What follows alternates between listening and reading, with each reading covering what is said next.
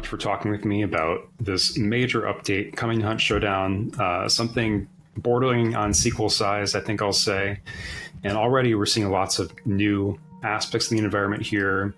Even the trees look different. Colorado has a different kind of forestry around it that makes a lot of sense. So, what informed the direction to kind of take the game here as a location? What does this do for Hunt? Yeah, so for us, what we were looking for is what's the next expansion outside of the Bayou that kind of fits the core theme of what our game is. And we knew throughout all of our player feedback and as well as internally, what we really wanted was to really push the boundaries of what we're capable of doing. Right. And so what I mean by that is we had player feedback that said, hey, we really like the verticality in a lot of the compounds, right? Like, Evan, as you've played this game, you're familiar with it. Some of our best moments are rooftop to roof type gameplay, right? And so we wanted to capture a more extreme version of leaning into verticality and leaning into this environment that has more slopes, more verticality, and just an overall different scene that we think is a fresh experience inside a Hunt Showdown and really captures, the essence of us while also saying, hey, this is a new way to play Hunt. Think of the heart of the map.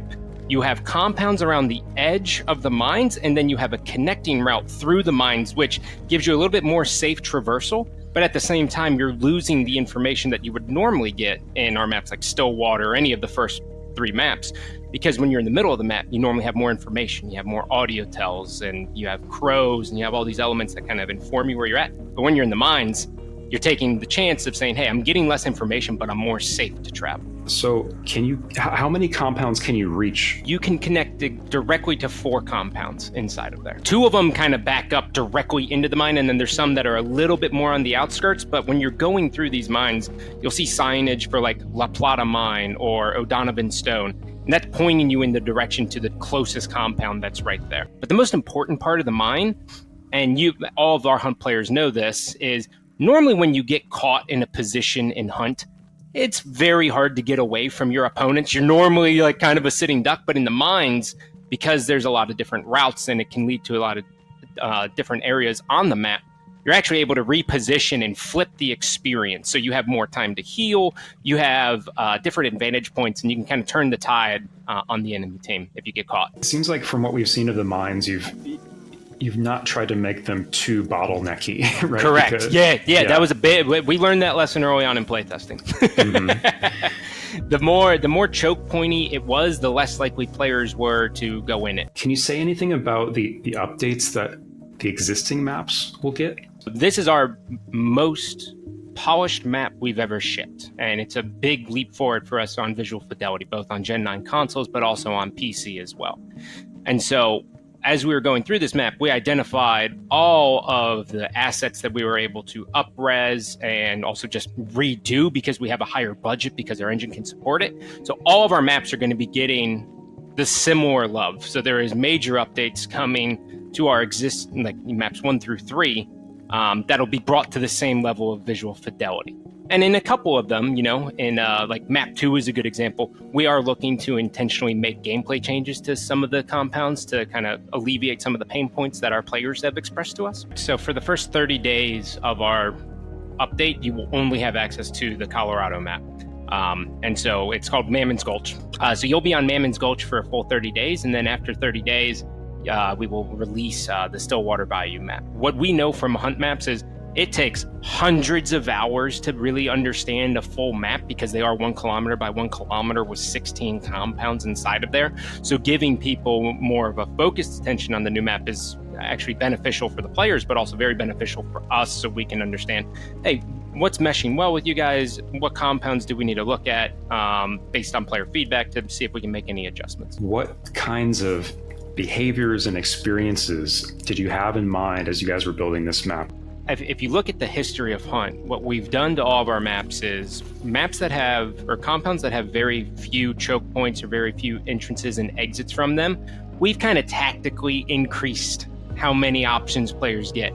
And so for MAMMON'S Gulch, what we said is, hey, we're going to make sure that every compound has 6 meaningful entrances and exits for attackers and defenders. And so that's kind of like a loose rule with 6. Sometimes you get a little bit less, but ultimately the main goal was provide more entrances and exits for attackers and defenders to take into consideration. What we really wanted to capture across the board was this feeling that when you're on the mountain, we want you to feel like you are on the mountain. Now, you still have places that you can hide and all those elements, but what you're seeing right here, one of the biggest changes that we've made to our forests is that they're dense forests, right? When you see these pine straws and you see all these like needles, right? These needle trees, it makes player detection a little bit harder. And so you have to be more cognizant of, okay, what's around me, where the players could be, what sound is triggering, which also informed our decision to say, hey, we need 2 new sound animal attractors. So we actually introduced bats and we also introduced cows. But, I'd say key element for us was we wanted to capture the feeling of what it was like to be in Colorado and how we can lend itself very nicely to Hunt Showdown gameplay. And at the beginning, we had very dense trees and it didn't create the best gameplay experience. So we kind of trimmed them down. And then we started intentionally opening up more sight lines so snipers would actually have a pretty good time playing on this map. Sniping has a whole new experience to it. You have bullet drop that you have to take into consideration. And then in this biome, the other thing you have to take into consideration is, sure, you might actually get this sight line on the enemy team, but because it's a longer sight line, do you have the ability to actually push your advantage after you've downed that player and then be able to wipe out the team or burn his body, right? And what we see throughout all of our playtests is a lot of players, like if you intentionally want to snipe, you have avenues for that playstyle to work, but you have to be deliberate with it. And that's the key for us. We want each of these playstyles to be deliberate.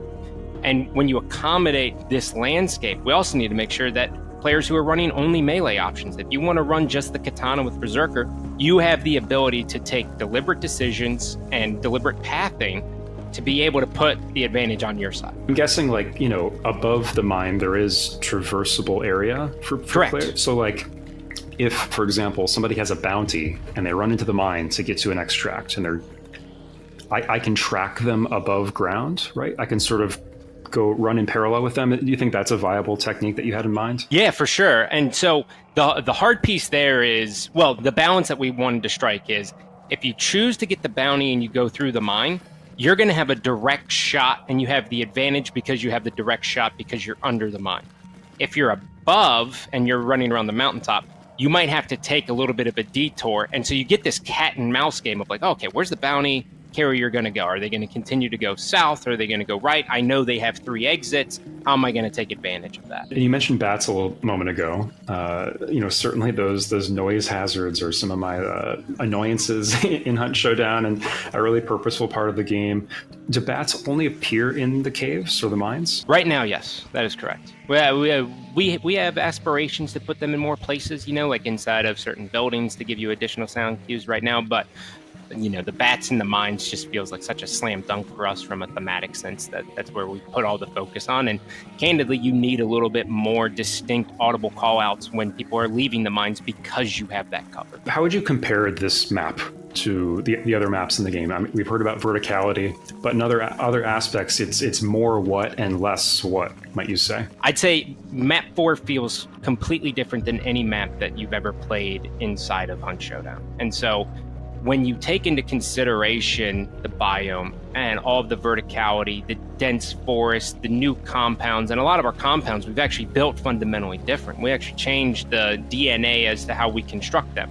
Before, you'd have a traditional compound, right? You'd have an outside perimeter that would have intentional holes, and then inside of there you'd have the boss building, and then you'd have some satellite buildings inside of there.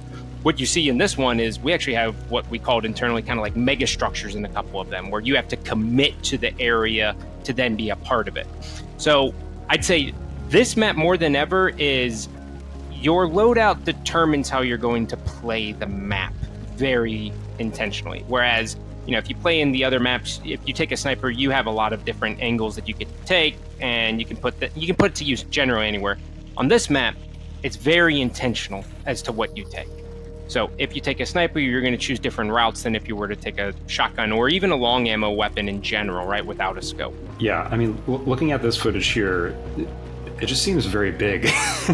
It's way more grand, and I'd say, Stefan Heinrich and the entire art team on this map have done such an incredible job of capturing how big this world is and how far we can push it. And that's a big shout out to our engine team for giving us the ability to be able to do that. So we wanted to push the boundaries across the board. We wanted to feel bigger than what it is. Even though the dimensions of the map are the same, we want players to feel this sense of verticality and this intentionality behind it to drive all of their decisions.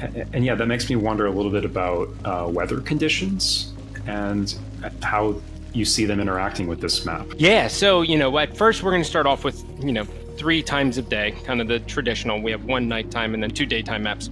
And then from there, we're really excited to get fog into this map, as well as Thunder Shower. We think Thunder Shower is one of the most dynamic times a day that we have, and we think it has played really well on this, but it's not quite ready to ship with it on launch.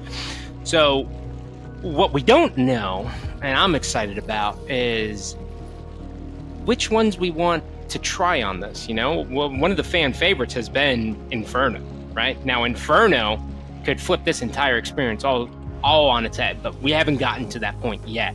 But that is a conversation that I'm very interested in having. From a game design perspective, what is it about verticality, about these kind of z-axis designs, right, that makes a game like Hunt more interesting? Functionally, what is it doing for me as a player, with my teammates and with my opponents? Verticality is good when it's intentional, and by being intentional, I mean, if your game's design lends itself well to it, you can lean into it a little bit more. And for Hunt, Hunt is a sandbox title, right?